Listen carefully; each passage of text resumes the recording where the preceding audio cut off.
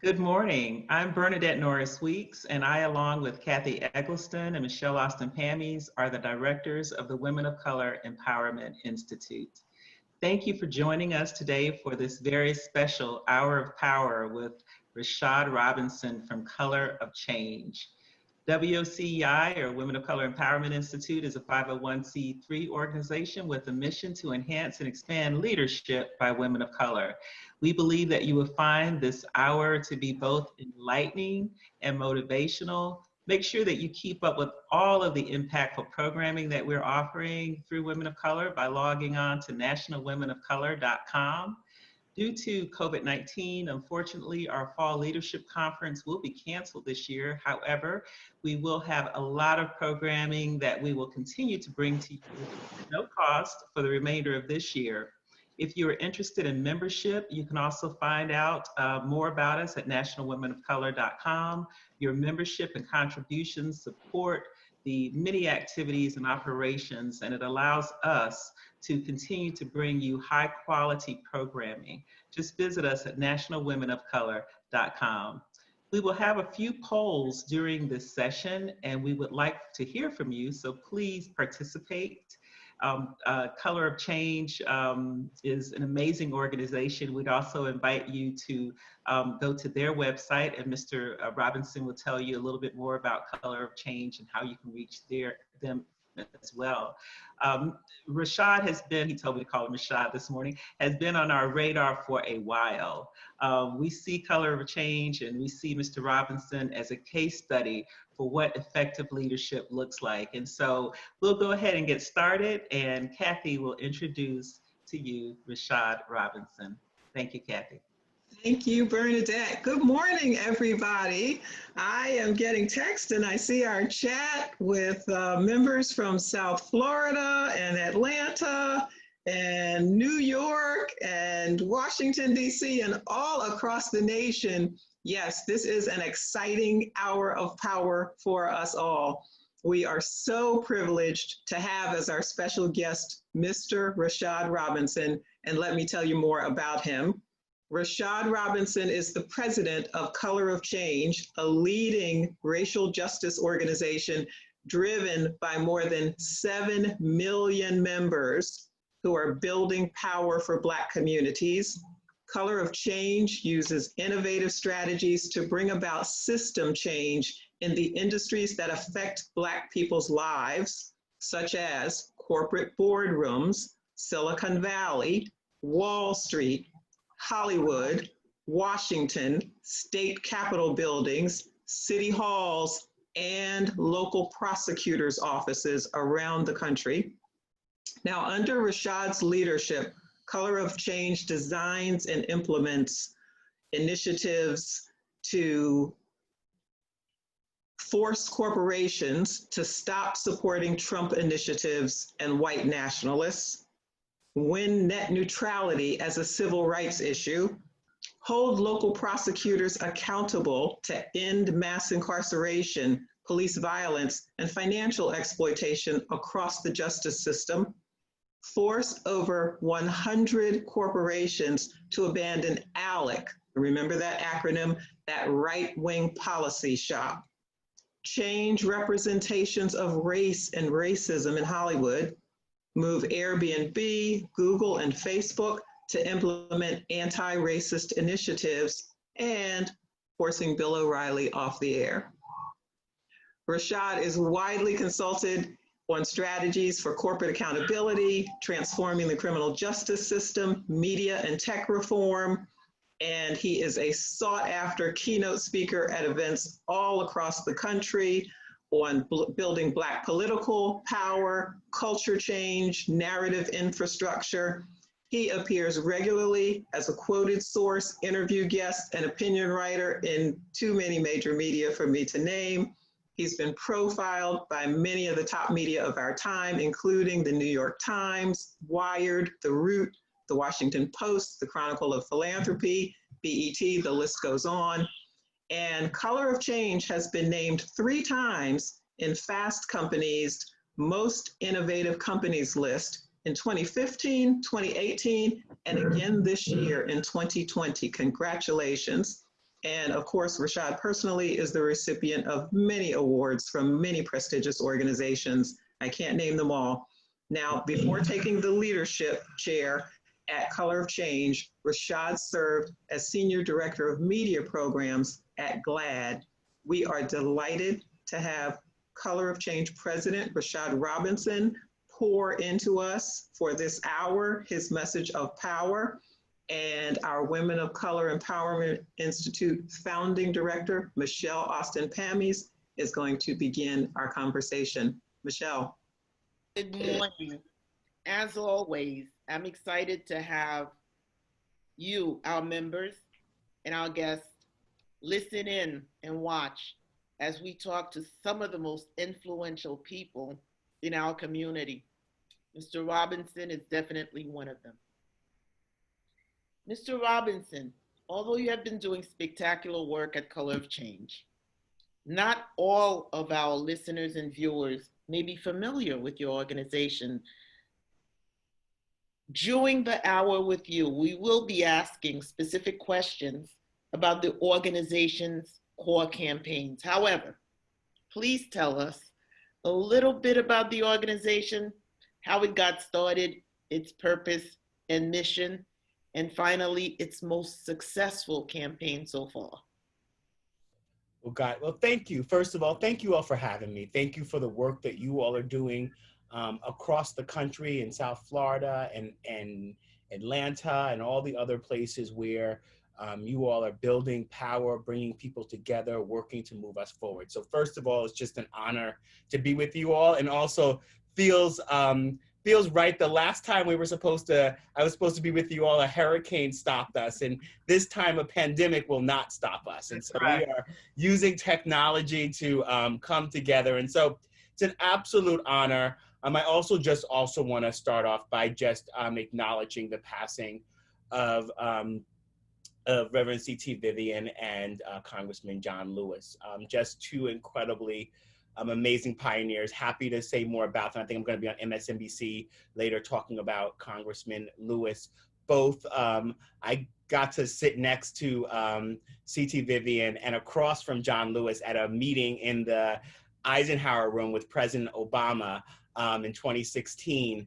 And to hear C.T. Vivian talk to President Obama about what he meant to him and what him sitting there and John Lewis saying the same thing was probably one of the key moments of my life up to this point of just being in that room. And so I want to just also start off by saying that I and Color of Change stand on the shoulders of giants who come before us in this work. And that, I think, is how I want to situate, just sharing briefly who we are as an organization. We were founded in the aftermath of a flood, which was Hurricane Katrina.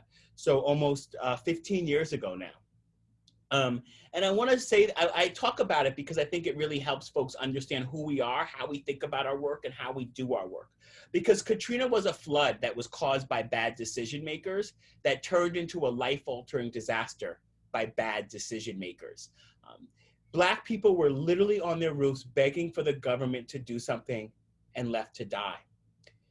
And the thing about Katrina, which I think is important for us as we think about power, as we think about issues, as we think about the future of this country, is that Katrina illustrated things that people already knew. Geographic segregation, generational poverty, the impacts of what we've done to our planet, and all the ways in which structural racism undergirds all those things. But at the heart of Katrina, no one was nervous about disappointing Black people.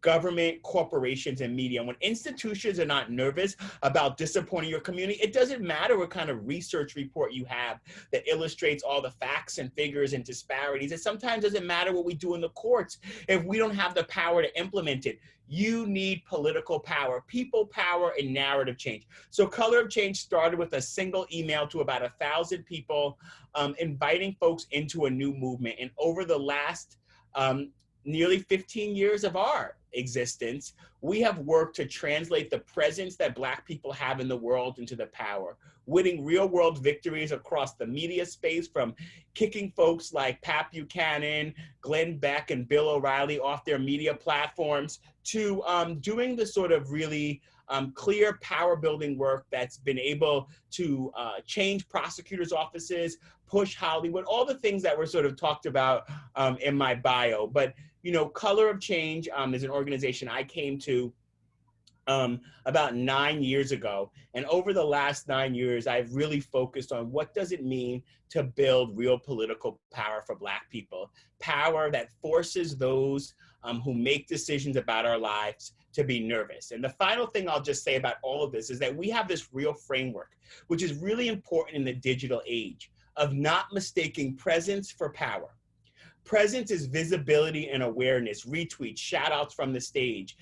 Presence is not bad, but when we mistake presence and visibility for power, we can sometimes think we've done something that we haven't actually done. We think we've achieved something that we haven't actually achieved. And so we may mistake a Black president for thinking that we are post-racial. Black president, great thing, but we haven't got post-racial simply by sort of getting there. We could sometimes think that Black celebrities that America loves means that America loves Black people as much as America loves Black culture. And America can love, monetize, even celebrate Black culture and hate Black people at the same time. And those two things don't always have to be in conflict. And as someone who grew up in a home where once a week Jet came, once a month Ebony and Essence came, I grew up in a space of seeing sort of what Black achievement could look like, and that being celebrated, and the idea of what it meant to get the job, to get inside the space, and what that celebration looked like. And so I want to acknowledge the power of that, but recognize the limitations of that. And at Color of Change, we try to hold both those things constant, both sort of what does it mean to get into the space, but what does, more importantly, does it mean for us to change the space, to make those spaces anti-racist, to make those spaces work for us, not just make it so that we work for them. Very good, very good. And what do you believe, before we go to the next question, is your most important accomplishment so far?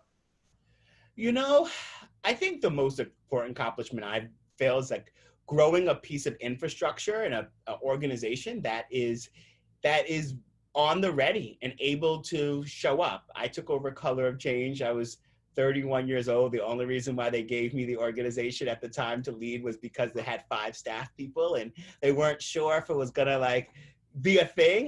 We had a $650,000 budget. We had about 700,000 members.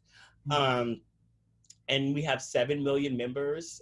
We have about 100 staff in offices around the country. And what I feel most proud of is that part of that founding of Color of Change is no one being nervous, is that Color of Change is an institution that makes people in power nervous now. And that, for me, outside of any individual victory, because racism is a shapeshifter, as the great Shirley Sherrod, I've heard her say, it's a shapeshifter. And so in so many ways, I think that the work is constant and ongoing. And so I think of the accomplishment of what does it mean to have a staff of led by young Black people showing up every single day, really focused on what does it mean to serve our community and build power for our community, and are constantly finding ways to innovate and build on the legacies that came before us. Great, great. So Rashad, although you have been doing, we know that a part of your work with Color of Change involves holding prosecutors accountable and accelerating reform in that area. An outgrowth of your work in this area has been more lawyers running for positions of state attorney, district attorney. In fact, in South Florida, we have 2 very solid candidates that are running in both Miami-Dade County and Broward County, the first and second most populated counties in the state of Florida. So for those of you who may not fully appreciate the importance of Black serving in that state attorney leadership role, please share with us what your research has shown. Yeah, well, right now, 70% of district attorneys run unopposed. 90% of DAs in this country are white. We just don't have representative democracy. But the thing I like to talk about with district attorneys is they are the most powerful actors in the criminal justice space. They make decisions every single day. In some ways are way more powerful than the president when it comes to criminal justice because the vast majority of people are incarcerated at the local level. Over 80% of people are incarcerated at the local level. So actually the local DA has way more power. So while we may be debating criminal justice reform at the federal level, there's actually not as many levers to make change as there is at the local level. And getting a new DA in office means that you can actually push that person on day one to make all sorts of changes in terms of how they hold police officers accountable, in terms of how they advance sort of issues as it relates to, who gets incarcerated for drug use, how kids are treated, the transparency, the death penalty. There's so many sort of issues that prosecutors have discretion on. They make the choice. And that's why this idea of who's nervous about disappointing us is so powerful. If they're only nervous about disappointing police unions, we're only going to get a certain type of result. And make no mistake, as we have been working very hard to change how prosecutors see their roles, sometimes by having to get involved in elections and kicking them out of office. And while at the same time trying to help the public expect different things from prosecutors, there are people on the other side, fighting tooth and nail. And so I recently wrote about this in an op-ed piece in the New York Times. It actually took me a long time to write because they've got some fact-checking things, and I feel like they fact-check Black folks harder. So we had to go back and forth for a while, and actually had to really fight around some of the sort of details in the piece. But the thing this quick story I want to share, which is not the easiest story to share at 10:15 in the morning on a Saturday, but I want to share it just so I can place for folks in context of what we are up against. Because we're not just, as we think about criminal justice reform, just simply about changing hearts and minds. We are undoing deep political structures because locking up Black people, locking up brown people is big business. It makes a lot of people money, it makes people jobs. And so, we've worked to help to elect a number of reform-minded prosecutors. And one of them is Kim Foxx in Cook County, the first Black woman district attorney in Cook County. She grew up in Cabrini Green's projects. She has an incredible story about what does it mean to go into this office. And when she got there, she's done a number of things like reduce the jail size, reduce the number of people going to jail by up almost nearly 15%. She has done things like automatic expunge of drug charges. She has worked to hold police accountable and stop putting dirty cops on the stand. She also, at one point, made an announcement that she was going to stop prosecuting a set of low-level crimes that are considered poverty crimes that end up sort of, getting the system packed with people, right? And so she did that. So she announced it. It's her discretion, right? It's the discretion of someone to prosecute those things. Well, the police union marched on her. The Fraternal Order of Police marched on her office, and that's their constitutional right to march and to raise their voices. But they marched on her office with 4 white nationalist groups, one being a group called the Proud Boys. Clearly, right, an attempt to intimidate Kim, intimidate her family, march on her office with these white nationalist groups so publicly that the Chicago Sun-Times reported on it. They took pictures of the first Black woman district attorney in Cook County and they rubbed her picture on their crotch. Reported by the Chicago Sun-Times. Then they put on their uniforms the next day and their badges and their guns, and they went back into our communities and expected us to trust them to protect and to serve us. And so I share that story just to say the sort of generational power we are trying to undo. It is the judges who don't want their legacies of over-incarcerating us examined. It is the towns, particularly small and medium-sized white towns, whose whole economy is built off of prisons and prison labor and being able to keep the economy running. They use their electoral power to keep mass incarceration in place. There are so many different barriers as we work to undo mass incarceration, and that is why building political power is important, but that is why getting people in those DA offices who on day one can make new, different changes. And so if you want to know more about the work of the district attorney work, I want to invite you all to join us. You can go to colorofchange.org, but you can also go to a platform that we've built specifically focused on district attorneys called winningjustice.org. And winningjustice.org is the only searchable database of the 2,400 prosecutors all around the country. You can search, you can learn more information about your prosecutor, you can send information to your friends and family about prosecutors in their areas. It has information on when the next prosecutor election is coming up in your area. There are also information about the 6 key demands we have for prosecutors to work to start changing the way that prosecutors work. And there's a really cool, at least I think it is, education video that's sort of like 70s style animation meets like Schoolhouse Rock. Common does the voice for it, and it really explains for you what prosecutors do. And we spent some time, and Common joined us in really trying to help educate the public on the role of DAs. And so you can find out all that information at winningjustice.org. In that platform, we've been able to partner with Ava DuVernay as she rolled out When They See Us, and she directed people back to Winning Justice as a platform. As people saw that and were outraged by what they saw, the folks at Just Mercy pointed people back to that platform as a place for people who saw that storytelling. If you go to the Brian Stevens' museum in Montgomery, the lynching museum, at the end of your tour, you'll be pointed back to taking action with Color of Change, and one of the places is Winning Justice. And so this is a platform that we've built, but we really try to design it in a way where we can make it accessible for people across organizations, because there are 2,400 DAs. Color of Change will never be in a position to engage every single one of those offices. And so part of this is up to us in all of our individual spaces to get involved in our communities. Very good. Michelle. Thank you. Thank you so much, Rashad.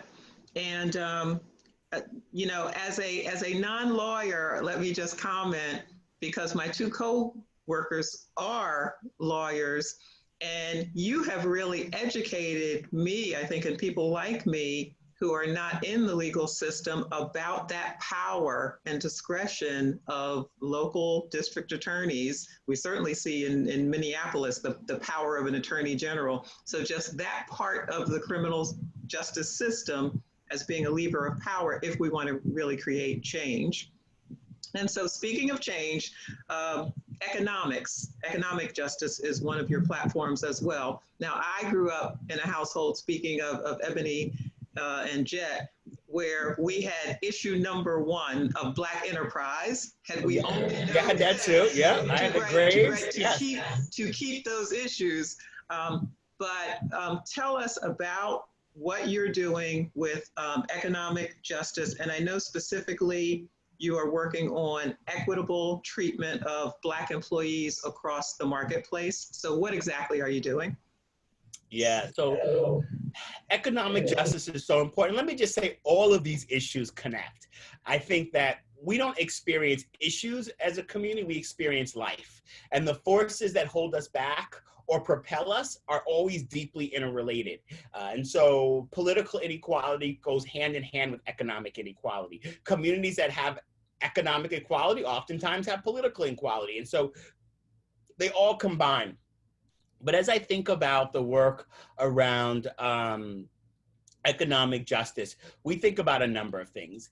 We think deeply about the rules and how do we change both the written and unwritten rules of labor in this country, a country that was built on Black servitude in so many ways and has constantly at every turn monetized Black labor and not and put barriers to Black wealth, whether it was home ownership, redlining, all these different issues. And so, you know, some of that work is happening as just even in this current moment as we come out of the work around COVID-19 and all of the small business loans that were moving very quickly. And we had to jump in and really sort of push Senator Schumer's office, Speaker Pelosi, work hand in hand with members of the CBC, Congressional Black Caucus, and others, because the first round of those loans did not get to Black and brown communities. And even they're still not getting to Black and brown communities at the level that they need to. And so we really worked to start pushing around grants, not loans,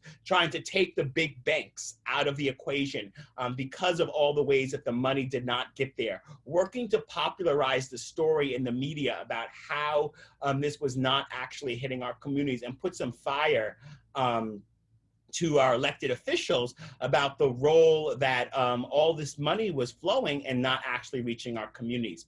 Across the sort of marketplaces, we think about Black labor, we think about it in a number of ways. We are working sort of in the sort of Wall Street space at holding folks accountable around banks and around sort of our treatment there. We're working in Silicon Valley and oftentimes pushing those companies around their diversity policies, as well as and connecting it to actually what happens on their platforms, because if there's no diversity in the room, we end up getting policies that leave us behind. And then we're working in Hollywood to tell a story that's actually honest and full about sort of the impacts of these communities.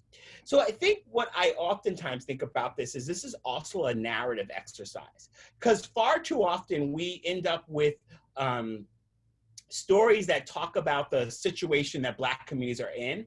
And the stories are unfortunate, almost like it was a car accident, like it just kind of happened. And when we tell stories of inequality or poverty or economic injustice as unfortunate rather than unjust, we get charitable solutions to structural problems. And what I mean by charitable solutions to structural problems is we get people who think they can solve the problem of bad water in Flint by simply sending water bottles and not cleaning up the pipes and not forcing corporations to pay their fair share and not dealing with the fact that as cities were taken over by Black mayors, those cities went on austerities because the resources were sort of pulled from those cities as Black leadership took hold. We get corporations that don't pay their fair share of taxes and then do service days at inner city schools and want to be patted on the back. Well, if you were paying your fair share, those schools would have the funding, support, and resources. I don't want to reward you for charity. I want to sort of have you play by the same rules that everyone else plays for. We shouldn't ask for things that we deserve as charity. We should demand the type of things that we need for as justice. And so that means that we have to talk about these issues, I think, in a more clear way, because I think sometimes we sort of talk about things in ways that are not sort of full. Like we will sometimes say Black communities are vulnerable. And, you know, Black communities are not vulnerable. We've been attacked and targeted and exploited.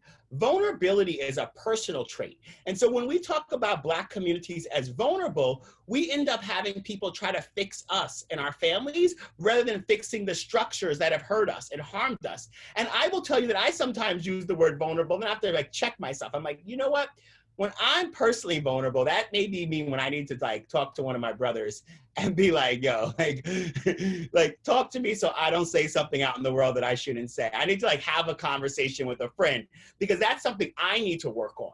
But see, what ends up happening is we use these vulnerability language, and the vulnerability language gets used by the larger sort of culture in order to sort of tell Black people that there's something we have to do to fix ourselves, and it avoids the structural change that actually has to happen. Another thing that we'll hear is, You know, something like Black communities are less likely to get Black people are less likely to get loans from the banks. Well, you know, the banks are less likely to give loans to Black people. And sometimes we'll see Black people are, you know, Black women are less likely to get hired into C-suite positions at corporations. No, corporations are less likely to hire Black women into C-suite positions. We should put, far too often we talk about the systems that hold us back in a sort of, in a passive voice and Black people in an active voice. But if we switch that, we actually unlock a new sort of way to move things. Because if we focus that sort of job thing I talked about, you know, and we just make it about Black women not getting these jobs, then what you end up with a bunch of pipeline programs, a bunch of mentorship programs that don't actually deal with that. Once people get into those systems, they're harmful, they're racist, and they've held us back and excluded us. Don't try to fix us, fix the system. When we do the bank analogy, the bank conversation was like, the history of banking in this country has excluded Black people. So don't give us a bunch of financial literacy programs if you're not gonna fix the actual structures that have targeted, exploited, and fleeced us. Make sure these systems don't fleece us. And so yes, I'm not against mentorship programs, the same way I'm not against Know Your Right programs for Black young people. But I don't want just Know Your Rights programs. I want the cops to stop killing us and the cops to know what their job is as well. And I want to like fundamentally downsize policing in this country because we actually are not dealing with a system that is meant to keep us safe, but a system that's meant to control us. And so I say all that to say that we are both working at the level of holding corporations accountable, working at the level of pushing and advancing policies to make sure that we are included and that there's targeting of those resources. And we are working to tell the story that can actually unlock the things that we deserve, because far too often we tell a story that ends up getting us the sort of wrong set of things. Thank you very much.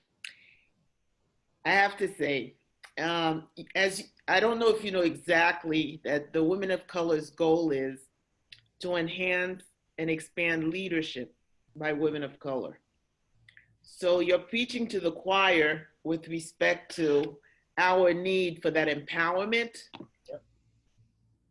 We are right now in an important election season that will be over within a few short months. There are many leaders of organizations listening to you right now on Zoom and on social media who would like to know how they can use social media or any other method to continue civic engagement. Yeah. Right now, we need it prior to the election season, post-election season. How do we do that? So a couple of things. So there's like two things. Obviously, there's election. I also don't want to give short change to the census as well, which is so critically important and actually unlocks the potential of future elections by getting us the right level of representation to meet sort of our existence in our communities. And so folks can, if they want to do more on the census on social media, they can go to ourcount.org. Ourcount.org is a census platform that we built that allows you to record your own census video that is shareable on social media, and we can and helps, because I'm assuming everyone who showed up for this video is already taking the census. I need you all to help people in your networks, people who follow you, your cousins, your coworkers, your nieces and nephews. I need you all to engage those folks around the census as well. And so ourcount.org gives you all sorts of tools to expand the count. We are seeing record undercounts right now, especially in Black communities all throughout the South. That will mean, and I'm not trying to be an alarmist, I just saw some numbers out of Louisiana, and it will mean loss of representation. And so if we are not, and it's not just Louisiana, I'm just saying like some of the most recent numbers, it's all throughout a lot of places throughout the South. We're seeing just tremendous undercounting. COVID is part of that. but also the Trump administration has done everything possible to make the census a non-story, and not in the way that in 2010, the Obama administration really did a whole lot of work to make it a true story. But when I get to the election, which is, you know, the most important election of my lifetime, it will dictate so much of the future. I don't want to. I mean, just hearing the news that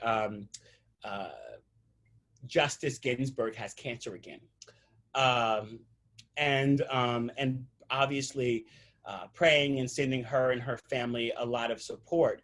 And obviously, we shouldn't, you know, connect people's humanity just to the work that they do. But this has been her life's work, so I feel like she says she's staying on the court, which means that she understands the sort of the power of this. And so we all have to understand what this means for voting rights, for a president who has right now put judges on the court that won't say if Brown versus the Board of Education was decided fairly. And some of them have actually said that they would not have decided Brown versus Board of Education that way.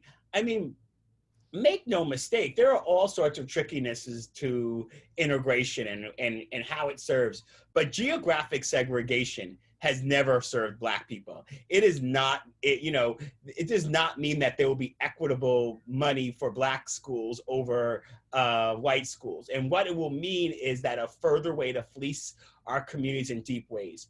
And so here's what I want to do to invite you all to how to use social media, is that I want you all to join us at Voting While Black. VotingWhileBlack.com is a platform that we built. We will be engaging upwards of 50 to 80,000 volunteers all around the country to turn out this election cycle. But the volunteers are going to be focused on doing voter contact work to what we talk about as high potential voters. Some people call them low propensity voters. I call them high potential voters, and they are voters who either have never voted before or only voted for Obama. Basically, our goal is if we can expand the base of Black folks who don't normally turn out for elections, we can create a surge that also gives us the ability to govern and hold the people accountable once they get in office. We are starting at district attorney races and working up, and we have built this app that allows that our volunteers will get on their phone that will allow them to connect the voter file to their contact list, and to be able to then be in communications with folks and engage them, connect them with voter materials from their Facebook and social media list to their address books, as well as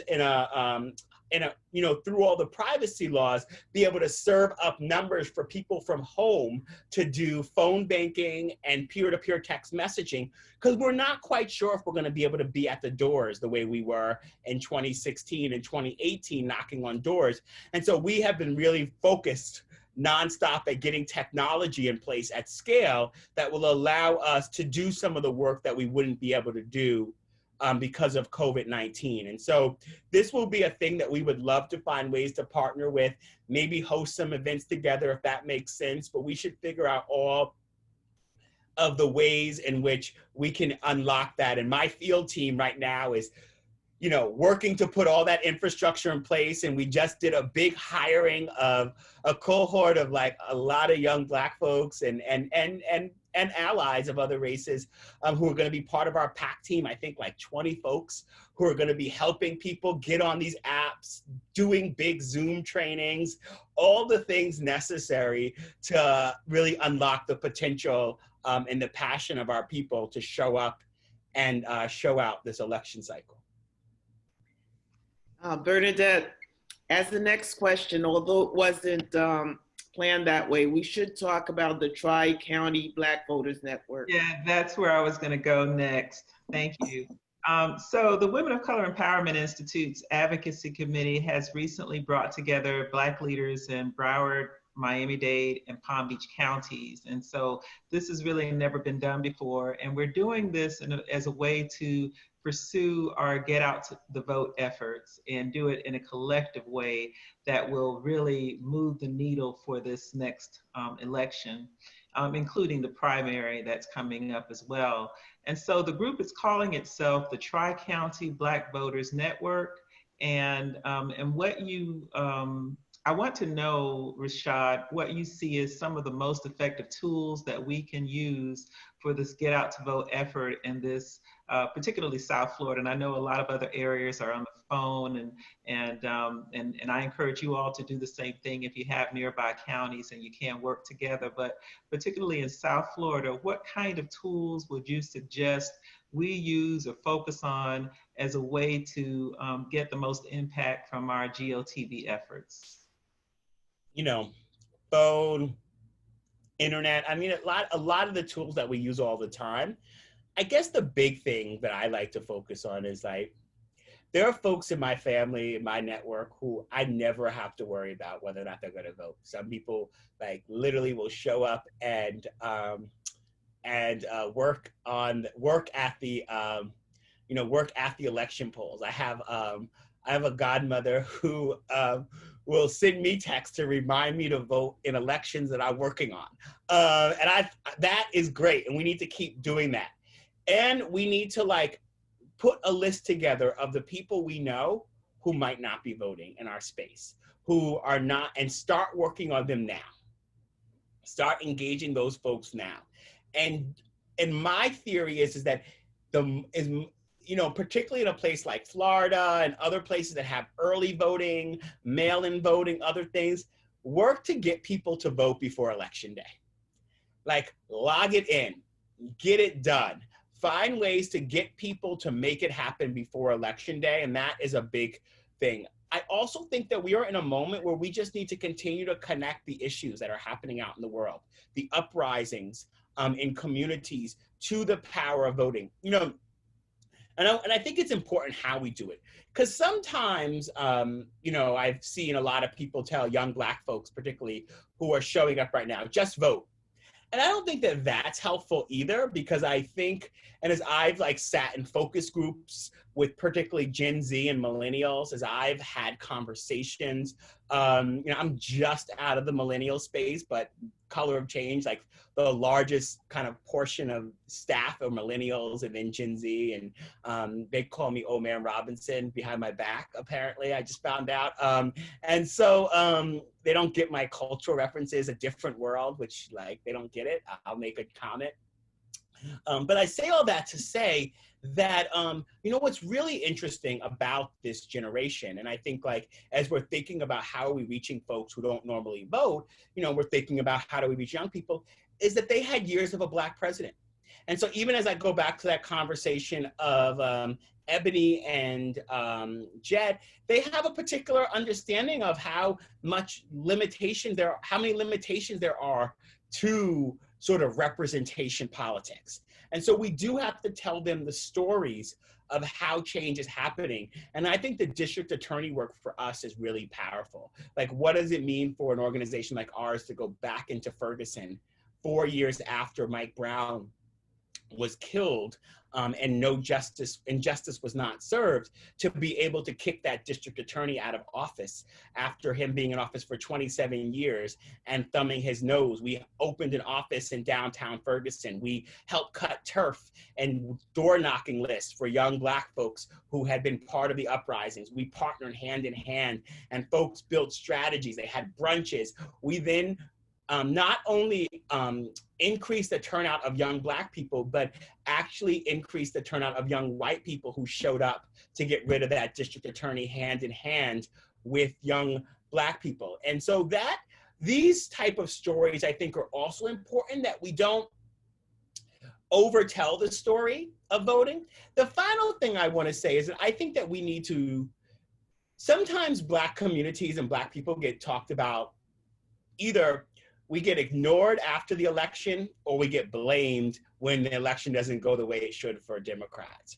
And I want to just make sure that we are all just as a group, and you know, I'm talking to like Black women here, so I want to say like you all have like held it up for democracy since voting was a possibility, and Black women have been at the core of any type of progressive change. I don't need to tell you all that, but I think we need to just continue to tell that story, because sometimes we get stories that make it seem like we need to be in somebody else's remedial class.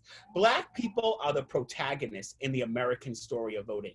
No group of people have fought harder, stood on longer lines, faced more sort of abuse, more threats of violence, simply to express our will for a better future in this country, to be able to show up and be heard and counted and visible. And we need to continue to tell that story, because there's this like great sort of piece in one of Malcolm Gladwell's books where he talks about a test that's about to be given, and there's a group of young Asian women who are about to take the test, two groups. And one group of young Asian women are told a story about how girls don't particularly do well on math tests.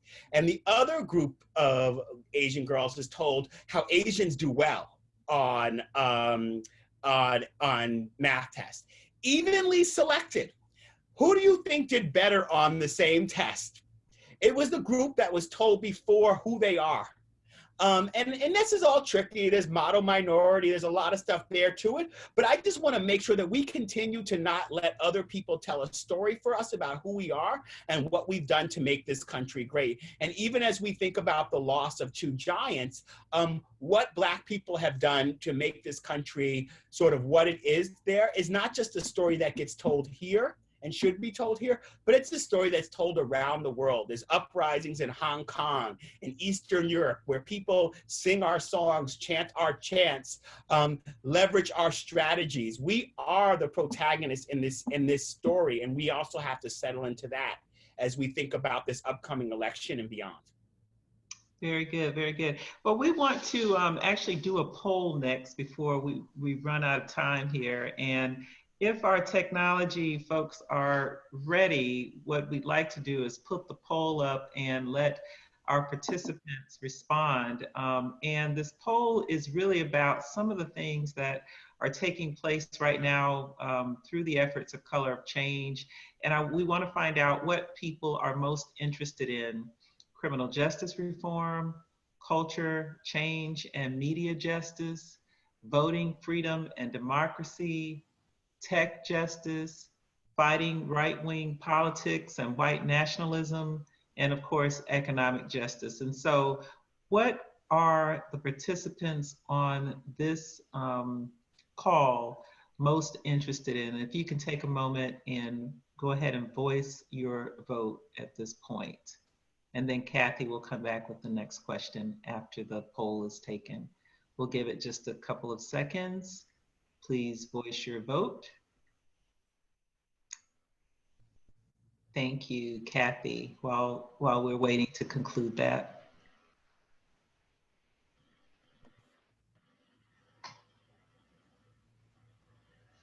All right, are we going to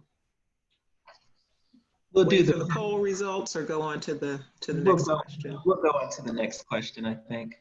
All righty. So while we are awaiting your poll results, please vote. Rashad, you teed me up perfectly for my next question, which is going to your mission of culture change and media justice. And I know that you've said in the past that with your work on criminal justice, which is life and death, and economic justice, livelihoods, sometimes people don't understand the importance of working in media and representations in the story that we tell ourselves, and they think it's more, lightweight. Yeah. So we want to know specifically, what are you doing in this area? But maybe you could frame it for all of us in terms of why it's so important, and then let us know also, with all of the organizations represented here, how can we help you in this work? Great. Love that question. Thank you. I love the work of culture change, because in some ways it's where we get to dream sometimes of the world that we eventually want to have, and that we get to help write that story. And so, but there's so much out there that's pulling us in the other direction. And so a quick way to frame this is that for the last 20 years in this country, violent crime has basically steadily went down year over year. Steadily went down year over year, violent crime.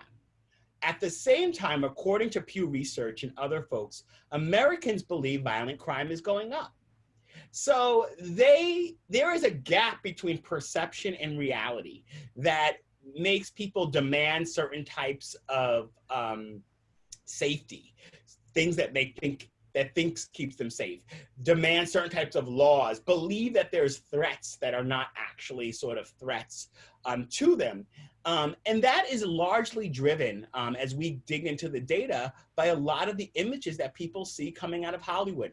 So in January, we released a report that you can find at changehollywood.org. Changehollywood.org. You can also find it at, like with a lot of this, at the main Color of Change website as well. But we released a report with the Norman Lear School at USC, where we looked at crime procedurals, crime TV shows, the Law and Orders, CSIs. I like those shows too, so like, don't worry if you don't watch them. We want to change those shows. Doesn't mean we need to have those shows more realistic. The fact of the matter is, if medical shows were putting out inaccurate information about cancer or diabetes, we would say it was dangerous and we would push back. But these shows every single day are putting out inaccurate and harmful data about information about our criminal justice system. The shows are very diverse on air, but they actually create this magical world where racial diversity exists, but racism doesn't. And what it makes people believe is that the justice system is working just as it should. And in so many ways, I'll just give a couple of quick sort of points around how these shows sort of operate and kind of what they actually lead to, right? So if you've ever seen these shows, and I kind of joke about this, but it also makes me a little frustrated, is that they have way more Black judges than ever existed in the real world, right? You watch these shows, the judge is always Black, right?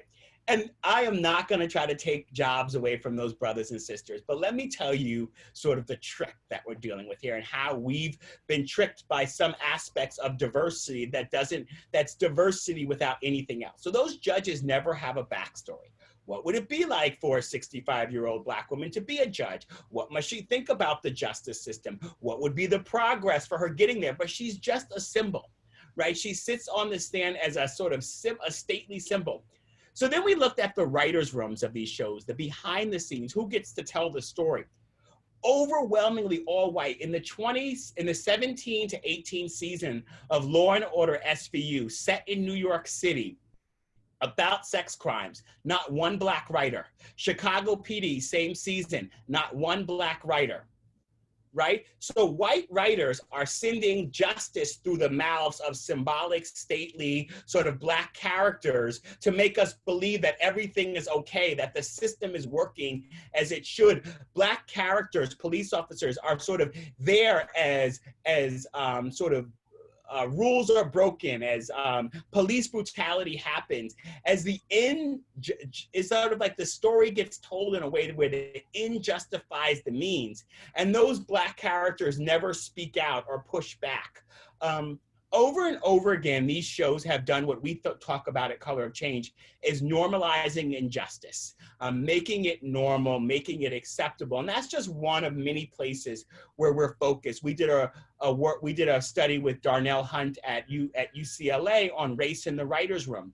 And part of the work now is we are in writers' rooms all across Hollywood, bringing real people into those writers' rooms, bringing folks like Marilyn Mosby, the district attorney in Baltimore, who prosecuted the cops who killed Freddie Gray, to tell the story of what is it like for a Black woman district attorney to prosecute the cops? What were the pushbacks on her and her family? Helping to get these stories right, bringing real videos from bail hearings into the writer's room so they actually see how folks from our communities are treated. I'm telling the story that I told earlier about what happened to Kim Foxx. So we get real stories about the pushback and the engagement. And at the same time, we had to get cops and Live PD canceled because those shows are not redeemable. They create this fantasy reality TV show world where they follow a hero law enforcement figure when they go into poor Black and brown communities. Back in 2013, when we first got Cops canceled off of Fox, only to see it reappear in syndication. And in 2013, I remember my final conversations with Fox, and they were like, you know, we could diversify the images. And, you know, I kind of laughed a little bit. You know, you don't want to ever laugh when you're in one of those negotiation calls, because I laughed because I was so shocked that they would like say that out loud. And I was like, you know, if you all are just going to go into more poor white communities and show the impacts of like the war on drugs, poverty, underinvestment, you picked the wrong racial justice organization to come to. Now, if you're going to take cops to, I don't know, Capitol Hill or Wall Street, where big crime happens that hurts our communities at a deep level, you know, you might have a fan. You might have somebody who's going to stand with you on that show, but that's not what they were going to do. And so I just want to say that all of these things, as I think about the role of media and I think the role of narrative change, I think of like the rules and norms of society, what is acceptable and what is possible. And when we change what is acceptable and what's possible, we can do so much. Hollywood likes to pat itself on the back and rail against Donald Trump and do all of these things, but they have a lot of work to do in terms of the stories they choose to tell and how they choose to show our communities. And we are working nonstop to change that. We have an office in Hollywood. We are in writers' rooms. We have staff that really wake up each day focused on both the numbers and the stories, and working with brilliant creatives like Ava DuVernay and Michael B. Jordan and a lot of folks that have these production companies and are driving and creating the stories that we want to see more of. The final thing I'll just say is that our politics, we've talked about it for, you know, much of this time about how challenging it is.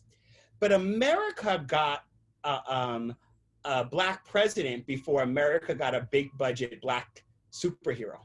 And the idea that Hollywood like couldn't give us a Black superhero means that like an industry that can put people on other planets, an industry that can put people inside of the earth in alternative universes, seems to not be able to dream of other worlds for us. And part of the work that I want to see is when I think about why I do this work, when I look at my niece and nephews, when I think about sort of the world they're inheriting, like little Black boys and girls, I just think of the images that they should get to see that unlock all of the dreams and all the possibilities of a world that should be open for them and ready for them. And I think that is why a lot of the Hollywood work and the culture work is, for me, so inspiring, because it is about shaping the possibility models for all of us,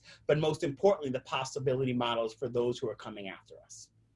That is excellent. Well, I'll tell you, we may have lost C.T. Vivian this week and Congressman John Lewis, and it's a deep loss. But to know that we have people like you who are propelling that legacy, it does offer a lot of comfort. And Michelle, if you'll, I know you have the next question, but if we can go ahead and put a poll up right now, our last one, because I know you've been inspired today, those of you who are listening. And we told you a little bit earlier about our Tri-County effort, the Tri-County Black Voters Network, that we are trying to get off of the ground and really be impactful for these upcoming elections, the primary and the general election in South Florida in particular. And we want to put a poll up and see how you are interested and how you can participate in helping to get out the vote for this election cycle. And what are you willing to do? Tell us, give us that feedback. What are you willing to do? Are you willing to drop door hangers while practicing social distancing? Making GOTP calls from your home? Are you willing to make calls in person at a calling center where social distancing is practiced? Are you willing to educate voters about the candidates and the ballot and how to vote timely? Are you willing to provide rides to the polls where people will wear their mask? And tell us if you're willing to do any or all of these things as the final item here on the list. So please take a moment, vote in this poll, because we want to engage with you. We want to be able to collaborate with you. And we'd also invite you to go to our website, nationalwomenofcolor.com. You can send us messages there, or you can send us a direct email to wocempowerment@gmail.com, wocempowerment@gmail.com, wocempowerment@gmail.com. Please send us a note. Let us know how you're willing to help, particularly if you're in South Florida. If you're in the Atlanta area, we will be able to get that information to the Atlanta chapter, and they will be able to engage with you for upcoming activities on GLTV and getting out the vote for this election cycle. So I'll turn it over to Michelle. Thank you, Rashad. Before the last question, I'd like to say that the summary of your participation today is presence does not equate power. Yeah. And that basically we would love to work with you as an organization as we try to make our presence become power. Within the infrastructure that we have leaders, and some are empowered and some are not. And we'd like to make sure that these leaders that we have among us are capable of exercising power in every role they play, and we'll work with you on that. Now, we know that Color of Change performs research on systems of inequality, and more importantly, that you take that research and actually advance solutions. In your criminal justice efforts, we know that you are pushing for no bail bond. Mm-hmm. Please explain the reason for this effort, and also whether this no bail bond would apply to all types of crimes. And we're talking white collar, the gamut. Yeah. Well, first of all, if someone is a threat to their family, domestic violence, things like that, what is the amount of money they should pay to get out, right? I don't know. I feel like we should make sure that they shouldn't get to just buy their freedom if they are a threat, right? And we should find ways that we ensure that they aren't a threat. So part of the reason why I think bail bonds is a problem is because it creates an economic model over something that's supposed to be about safety. Brian Stevenson talks about bail as that you are better off being guilty and rich than innocent and poor. The United States and Philippines are the only world democracies that have this form of money bail. And that, right, is something that most people don't know, because most people think that, oh, it's just a system, how it always works. So when we first started getting into the bail, to just sort of dealing with bail laws, I naively thought I was just gonna work to shift bail a little bit. I remember growing up and having my parents having to put together money with my grandparents and other folks to get my uncle, who was, in and out of jail a bit, out. And I remember hearing the conversation, but, I was one of those kids that was often told to stay out of grown folks' business. And so, I was always hearing and trying to figure out what they were talking about. So I just thought it was something that always existed and always existed the way that it does. But as I started to learn more, as I learned more about the story of Sandra Bland and the collusion that happened in Waller County, Texas, between the judge, the bail bonds, and the district attorney, where Black people were giving these enormous amounts of bail, $5,000 bail for a traffic stop, where Sandra's family was trying to get that together, and she never left the prison, and was should have never been there in the first place, and police killed her in custody. All of that is part of bail. When I think about the story of Khalif Browder, accused of stealing a backpack and spending years in Rikers Island waiting trial. Most families are bankrupt by a $400 expense. But I also think, and I also see in places where they have undone money bail, Philadelphia, Chicago, other cities where the DAs are not asking for bail, we're seeing people still show back up to trial. We're seeing reductions in jails size, and we're seeing people be able to stay in touch with their families, stay connected to their jobs and their schools, stay connected to all the things that keep their communities running. We have created a system that we think is solving a problem, but it's only creating more and more problems. And so I do have a belief that if someone is like deeply violent, then we have to find a way to make sure that they are not able to commit violence. But that shouldn't be about how much money they have. And we see how bail creates two tiers of justice, where Harvey Weinstein can walk into a jail and walk out in 20 minutes, and Khalif Browder spends 3 years behind bars and commits suicide and never was convicted of anything. 70% of people who are in jail right now have not been convicted of a crime. They are there on pretrial arrest because they are too poor to pay for their freedom.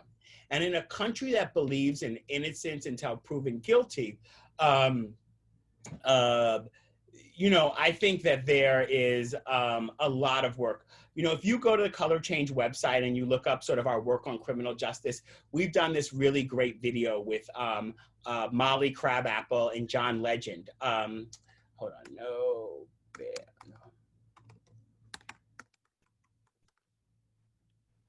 And also, if you click on nomoneybail.org, it'll take you right through this platform. And this platform, nomoneybail.org, we did this video where John Legend does it and explains how bail works, from some of the roots of it all the way to the end. And this artist, Molly Crabapple, does drawings as she's talking about it. And we designed that video to really be an education primer around the bail industry. And so it gives you even more sort of background. And so around the country, we are working to end money bail. On Mother's Day, we actually bail out Black mothers around the country to actually have a story and tell a story both about freedom and around the connection, around family connection, and are doing a lot of work to shift that, while in every phase standing in the way. I do want to sort of, as we sort of, get to close out, to connect this story of bailing out Black mothers, of sort of the impact that a thing like bail actually has on Black women in particular, who are more likely to actually be paying bail for someone than a lot of other folks, just because of the disproportionate impact of criminal justice on Black families and Black men, and then on Black women, but the ways in which it all gets connected. I want to end really, and also connect this to the story of Breonna Taylor. As we are seeing, I live in New York City, and every night at 7 o'clock, people go out on the streets and on their balconies and cheer for essential workers. They cheer for folks who have been getting us through in this moment of COVID, which has ravaged New York, as it's ravaged a lot of places, and I know is hitting South Florida particularly hard, and Black and brown people in South Florida. Breonna Taylor was an essential worker. And the ways and the justice with being at 100 days and her killer still being out there is absolutely being connected to power, connected to all the ways that a no-knock warrant could be used to get into someone's home, and then a Sandra Bland could be found hanging in a Waller County jail cell because she was given $5,000 bail, that her family was trying to get together that money over a weekend. All of these things are connected to power. And I really appreciate you connecting this idea of presence to power, because visibility and awareness and our stories being out there and people saying they care is not enough if folks are not willing to act and change the rules. And so I invite you all to sort of join us, and I invite this partnership because we are a vehicle for action, to be able to translate the ideas, the caring, the outrage, the anger, the hopes into the action that actually makes things happen. And that is the work every single day to make our society more human and less hostile. And, you know, with a kind of deep belief, this would be great and important, even if the next thing I'm saying isn't true, right? Just to win victories for Black people would be enough. And it is enough because Black people should be able to have a more human and less hostile world. But I also want to say the final thing, that when Black people win, the history of this country is that everybody wins. We have been at the core of winning victories that have unlocked the hopes, aspirations, and dreams of other communities as well. And so our wins, our victories have propelled others forward as well. It would be enough if it just propelled us forward, but Black victories are a force multiplier for a change for everyone. And that is also something that I want to say. And I just think it's important that I uplift Breonna Taylor, because I was on a call yesterday with Attorney Crump, Charles Crump from Florida, Ben Crump from Florida, and Attorney Crump was saying to me, just a reminder of how many of these stories of Black women don't get as much attention. And I felt like I had a lot of the names because some of these stories we've worked on, and it's hard to actually get the media to cover them the same way. We will put a lot more energy behind it because we know, the head of our campaigns department and the head of our economic justice department and the head of our voting rights and digital media are all Black women at Color of Change. And, a lot more focus on that. And then we end up in this situation where we don't get these stories covered. And so I hope that we can also work to continue to say her name, Breonna, and say the name of other Black women who far too often do not get the visibility and the fight that they deserve. Bravo, bravo. Thank you. On behalf of the Women of Color Empowerment Institute, we thank you very much, Rashad, for being with us this morning for this hour of power. This has been amazing, just what we need at this time of so much divisiveness in our country, a way and means to really push back in a positive way that's going to be empowering, smart, and technology driven, and all of those things that you talked about today. We so appreciate you. And for those of you who are listening and you want to be involved with the Tri-County effort, particularly in South Florida that we've been talking about today, please email us, wocempowerment@gmail.com, or go onto our website, nationalwomenofcolor.com. We have a lot of different programs that are coming up, really interesting things just like this to take us to that next level. Kathy and Michelle, if you don't have anything to say, we will close it out with a huge thank you to Rashad. And yeah, signing off, everybody. Thanks for joining us. Thank you. Bye-bye.